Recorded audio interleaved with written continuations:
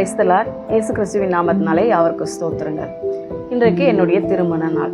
இந்த திருமண நாள் எப்போதெல்லாம் வருகிறதோ அப்போதெல்லாம் நான் சபையிலே சாட்சி சொல்லுவது உண்டு. இந்த சாட்சியை கேட்டு நிறைய பேர் உங்கள் வாழ்க்கையில் இப்படி நடந்ததா, எனக்கும் இந்த வார்த்தை பேசியது என்று சொல்லுவார்கள்.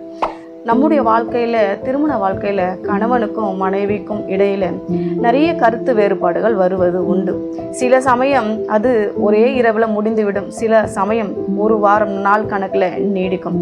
ஆனால் கர்த்தரிடத்தில் நம்ம போய் அதை விசாரிக்கும் பொழுது, கர்த்தருடைய சமூகத்தில் அதை வைக்கும் பொழுது அவர் நம்மை தேற்றுகிறது மாத்திரமல்ல, எப்படி நடந்து கொள்ள வேண்டும் என்கிற சில அறிவுரைகளையும் ஆலோசனைகளையும் ஒரு நல்ல தாயா தகப்பனா ஒரு வெல்விஷராக இருந்து அவர் நமக்கு சொல்லி கொடுக்கிறார். ஒரு முறை எனக்கு மிகவும் குடும்பத்தில் நெருக்கம் அதிகமாக இருந்தது. எப்பொழுது பார்த்தாலும் சண்டை, எப்பொழுது பார்த்தாலும் கருத்து வேறுபாடு. ஒரு வேளை நான் யோசித்தேன், இனிமேல் இந்த குடும்பத்தில் நான் வாழ வேண்டுமா, பேசாமல் நான் தனித்து விடுகிறேன், நான் தனியாக போய் விடுகிறேன் என்று சொல்லி ஒரு முடிவுக்கு வந்தேன். என்னால் தாங்கிக் கொள்ள முடியாத அளவுக்கு பிரச்சனைகள். அது எப்படி மேற்கொள்ளுவது என்று எனக்கு தெரியவில்லை. எனக்கு யாரும் இல்லை, நான் ஒரு அனாதை ஹாஸ்டலில் வளர்ந்த ஒரு பெண்.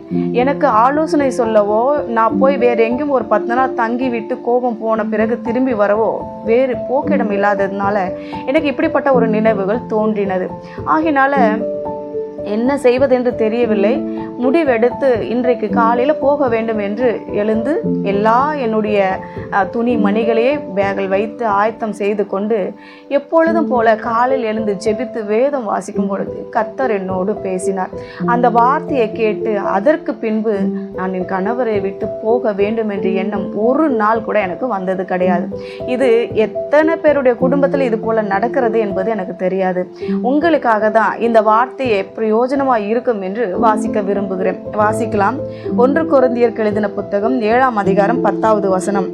விவாகம் பண்ணி கொண்டவர்களுக்கு நான் அல்ல, கர்த்தரே கட்டளையிடுகிறதாவது, மனைவியானவள் தன் புருஷனை விட்டு பிரிந்து போக கூடாது. இது எனக்கு கர்த்தர் நேரடியாக வந்து என் எதிரிலே நின்று சொன்ன மாதிரியாக ஒரு வார்த்தையாக இருந்தது. அது இந்த வார்த்தை நான் படித்த உடனே என் இருதயத்தில் ஏதோ ஒரு பாரம்.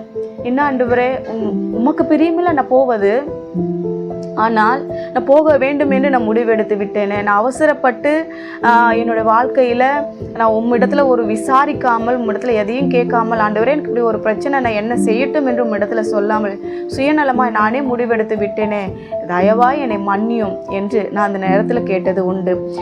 முக்கியமாக இதில் பாருங்கள், இது எழுதுறது பவுல் தான். ஆனால் அவர் எழுதும் போதே தெளிவாக எழுதுகிறார். விவாகம் பண்ணி கொண்டவர்களுக்கு நான் அல்ல என்பது யாரு? பவுல் அல்ல, கர்த்தரே கட்டளையிடுகிறதாவது.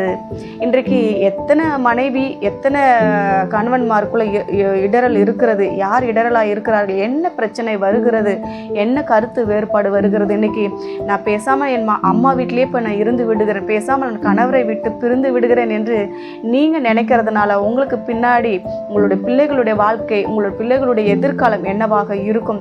நான் யோசித்தது என்ன, ஒருவேளை என்னை கணவரை விட்டு பிரிந்து போய்விட்டால் என் பிள்ளைகளுடைய நிலைமை என்ன ஆகும்? நான் இன்றைக்கு அம்மா அப்பா இல்லாமல் தவிப்பது போல தானே ஒரு நாள் என் பிள்ளைகளுக்கு அந்த நிலைமையை நான் கொடுக்க வேண்டிய கட்டாயம் வரும். அந்த நிலைமை வேண்டாம் என்று கர்த்தருடைய வார்த்தைக்கு கீழ்ப்படிந்து பொறுத்திருந்தேன். உங்களுக்கு நான் சொல்கிறேன், நீங்கள் தயவு செய்து அவசரப்படாதீங்க. என்னை போல நீங்கள் இருக்க வேண்டாம். நிச்சயம் உங்கள் எல்லாருக்கும் சப்போர்ட் செய்வதற்கு பின்னாடி குடும்பங்கள் உண்டு. தகப்பன் தாய் இடத்துல போங்க, அதற்கு முன்பாக தேவ சமூகத்துக்கு போங்க. ஆண்டவரே, எனக்கு இந்த மாதிரி பிரச்சனை, எனக்கு இந்த மாதிரி இருக்குது, இதை எப்படி நான் மேற்கொள்வது, இதை எங்களுக்குள்ளே இனி கருத்து வேறுபாடு வராமல் இதை எப்படி நான் காத்துக்கொள்வது என்று நீங்கள் ஜெபித்து, ஆண்டவரே என்னோடு பேசும், எனக்கு ஆலோசனை சொல்லும் என்ற தேவ சமூகத்தில் உட்காரும் பொழுது நல்ல ஒரு ஆலோசனை கொடுக்க கர்த்தர் போதுமானவராக இருக்கிறார். இந்த ஒரு வசனமே போதுமானது. யார் பிரிந்து போவாங்களாம் தெரியுமா? அதுக்கு கீழே வசனம் இருக்கிறது, 11வது வசனம். பிரிந்து போனால் அவள் விவாகம் இல்லாமல் இருக்க கடவுள். அதுக்கு இன்னும் அதில் இதெல்லாம் பார்த்தீங்கன்னா, பிரிந்து போனால் போகட்டும், அவள் அவிசுவாசி என்ற வசனமும் இதில் நீங்கள் தொடர்ந்து படித்து பார்த்தீங்கன்னா உங்களுக்கு தெரியும். அவிசுவாசிகள் தான் கணவரை விட்டு பிரிந்து போவார்கள். கர்த்தரை விசுவாசிக்கிறவர்கள் கர்த்தரிடத்துல தான் போவார்கள். கர்த்தர் உங்களுக்கு நல்ல ஒரு ஆலோசனை கொடுக்கிறார். தயவாய் உங்கள் இடத்துல சொல்லுகிறேன், அவசரப்படாதிருங்க. டிவோர்ஸுங்கிற அந்த ஒரு வார்த்தை உங்கள் வாயில் வராமல் இருந்தால் மிகவும் நன்மையாக இருக்கும். கர்த்தர் உங்களுக்கு ஒரு நல்ல ஆலோசனை தருவார். நிச்சயம் உங்க அழுகையின் பள்ளத்தாக்க நீரூற்றாய் மாற்றுவார், உங்க வாழ்க்கையை திரும்பவும் கட்டுவார். ஜெபிக்கலாமா? நல்ல தகப்பனே, இந்த வேலைக்காக நன்றி செலுத்துகிறேன் இயேசுவின் நாமத்தினால. இன்றைக்கு ஒருவேளை என்னோடு கூட யாராகிலும் திருமண நாளை காண்பார்களானால் அவர்களை நான் இயேசுவின் நாமத்தினால் அவர்களை வாழ்த்துகிறேன். இன்னும் அநேக திருமண நாளை காண அப்பா நீங்க உதவி செய்யும்படியாய் நான் ஜெபிக்கிறேன். இந்த வேலைக்காக நன்றி செலுத்துகிறேன். கொடுத்த இந்த நல்ல நாளுக்காக நன்றி. என்னை சாட்சியா நிறுத்தினீங்களே, உமக்கு கொடா கொடி சோத்திரம். இந்த நிலைமையில் இருக்க ஒவ்வொரு பெண்களுக்கும் இந்த வார்த்தை, இந்த வசனம் பிரயோஜனமா இருக்க உதவி செய்யும்.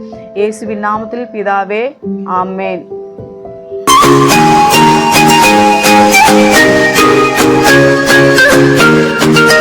you.